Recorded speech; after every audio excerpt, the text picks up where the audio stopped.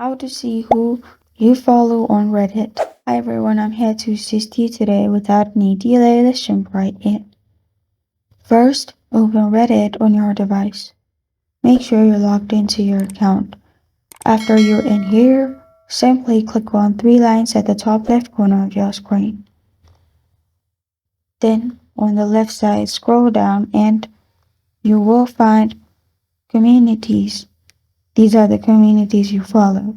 And at the bottom of your communities, you'll find your following. Here, you can simply scroll through it and you'll find all your followings. Now you can simply click on the person and unfollow them as well by clicking on following.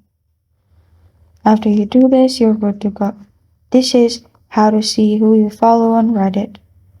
Thank you for joining me today. If this video helps you out, please leave a like and subscribe for more. Got a question or want to suggest a topic, comment below. Thank you for watching.